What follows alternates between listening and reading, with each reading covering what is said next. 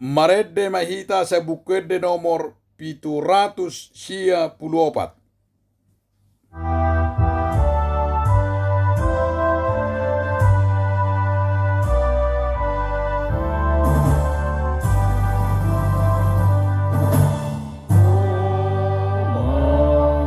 Oh Tuhan, basuh-basuh kami, damai sianmu bersadakan kami, setotong bangun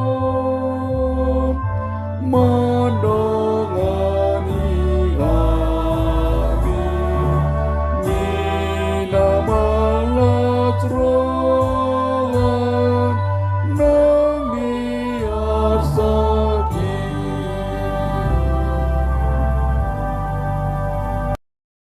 Mari kita berdoa. Kasih karunia dan damai sejahtera dari Allah Bapa dan dari anaknya Tuhan Yesus Kristus menyertai kamu sekalian. Amin.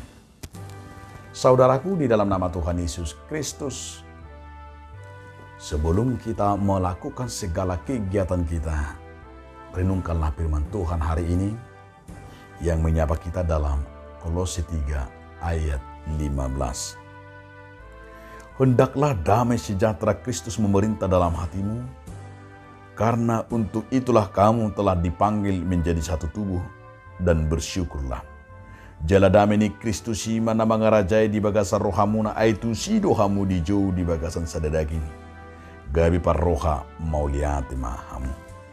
Demikian firman Tuhan. Saudaraku, dalam nama Tuhan Yesus Kristus, judul renungan kita hari ini adalah damai sejahtera.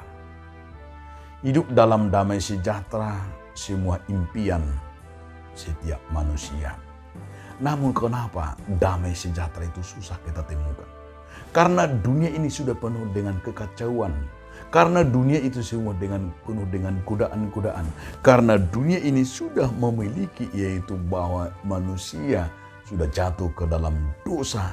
Dan kekacauan-kekacauan itu membuat kita terbelenggu dan membuat kita susah untuk menemukan damai itu di tengah-tengah kehidupan kita. Oleh sebab itu, saudara-saudaraku, Paulus mau menyatakan kepada jemaat di Kolose, mau mengajak setiap jemaat dan setiap orang percaya, orang Kristen itu menyatakan dalam dirinya damai Kristus telah menguasai, damai Kristus telah memelihara hati setiap orang percaya. Betapa berbahagianya, betapa hebatnya orang yang memiliki damai sejahtera itu. Karena damai sejahtera itulah salah satu kunci untuk menggapai segala kehidupan kita.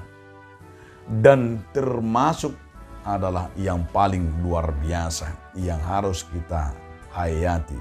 Damai sejahtera itu yang membuat kita mampu bersyukur. Dan damai sejahtera itu membuat kita menjadi satu panggilan di dalam Tuhan. Oleh karena itu, saudara-saudaraku, biarlah damai sejahtera Tuhan yang menguasai hati kita. Biarlah damai sejahtera Tuhan yang menguasai pikiran dan perjalanan hidup kita. Ketika damai sejahtera itu yang berkuasa dalam perjalanan hidup kita, tentu sekali disinilah kita melihat kebesaran Tuhan dalam perjalanan kita, saudaraku. Oleh sebab itu, milikilah damai sejahtera yang daripada Tuhan. Milikilah jiwa yang selalu bersyukur dan milikilah jiwa yang terpanggil untuk menyatakan damai itu. Karena sumber damai itu hanya Kristus, dan damai itulah yang harus kita sebarkan, dan damai itulah menjadi pelayanan kita, dan damai sejahtera itu adalah bagian tugas dan tanggung jawab kita. Ketika kita berada di mana kita berada, di situ kita akan selalu membawa damai sejahtera. Amin.